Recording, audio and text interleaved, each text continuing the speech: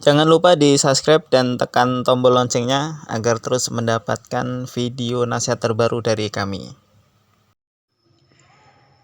Beberapa amalan yang wajib diketahui sebelum menghafal Al-Quran. Yang pertama adalah niat karena Allah. Di dalam Al-Quran surat Al-Bayyinah Allah berfirman, "Wa ma umiru illa liya'budullaha mukhlishina lahu-d-din." Dan mereka tidak diperintah kecuali menyembah kepada Allah dengan memurnikan agamanya. Membaca Al-Quran, menghafal Al-Quran itu adalah bagian dari ibadah kepada Allah.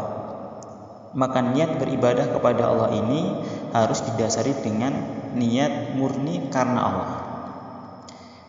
Di dalam Al-Quran juga Allah berfirman, "La yarjuna rahmatahu wa yakhafuna azabah." Semata-mata mengharapkan surga Allah dan ingin terhindar dari neraka Allah. Membaca Al-Quran, menghafal Al-Quran, niati karena Allah, niati ibadah, niati mencari pahala Allah. Jangan sampai ada niatan pamer, niatan riya ataupun sum'ah. Innallaha la yaqbalu minal amal illa ma kana lahu khalisan wa ba'tagha bihi wajhu.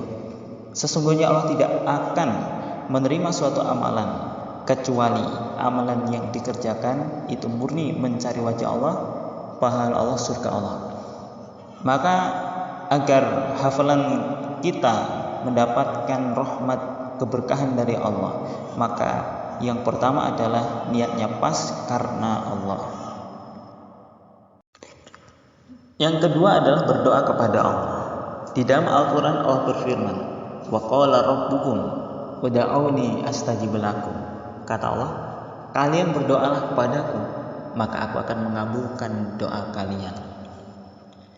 Maka bagi para penghafal Al-Quran, ini tidak boleh terlepas dari berdoa kepada Allah sebagai zat yang telah menjadikan Al-Quran, zat yang telah menurunkan Al-Quran, zat yang telah menyempurnakan Al-Quran sebagai Alkitab. Maka tidak boleh terlepas dari berdoa kepada Allah. Apa yang menjadi keinginannya, minta kepada Allah, mencari cintanya Allah, mencari keridhaannya Allah dengan berdoa kepada Allah. Malam yas'alillah yaghdab alaihi. Barang siapa yang tidak meminta kepada Allah, maka Allah murka padanya. Karena ketika Allah sudah cinta, Allah sudah ridha dengan kita, apa yang menjadi keinginan kita itu akan diwujudkan oleh Allah dengan sangat mudah. Yang ketiga adalah mempersungguh menghafal Al-Quran. Di dalam Al-Quran Allah berfirman, "Wa man jahada fa innama yujahidu li nafsi." Dan barang siapa yang mempersungguh, maka mempersungguhnya itu akan bermanfaat bagi dirinya sendiri.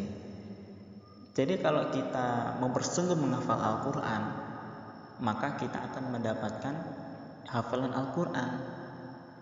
Kalau kita mempersungguh bermain bola, insya Allah bisa menjadi pemain bola. Itu contohnya.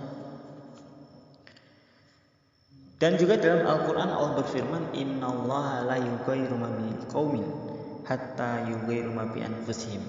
Sesungguhnya Allah tidak akan mengubah keadaan suatu kaum sehingga kaum itu mau merubah keadaannya sendiri. Bagaimana mungkin Allah memberi hafalan Al-Quran, memberi kemudahan dalam menghafal Al-Quran, sedangkan kita tidak mau mempersungguh untuk menghafal Al-Quran.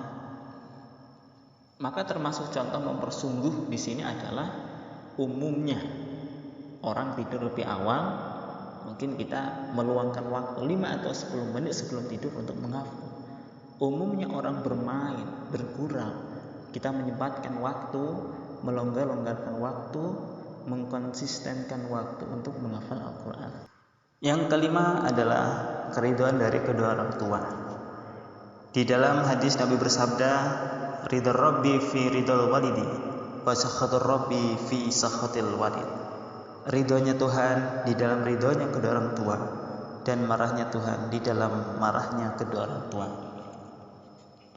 Artinya kita harus meminta keridhaan dari kedua orang tua kita, agar dalam kita menghafal itu akan diberi kemudahan dan diridhoi oleh Allah, dicintai oleh Allah. Jangan sampai kita menghafal Al-Quran sedangkan kondisi kedua orang tua kita tidak ridho dengan kita, maka itu akan menjadikan penghambat atau sesuatu yang akan menyulitkan kita dalam menghafal Al-Quran.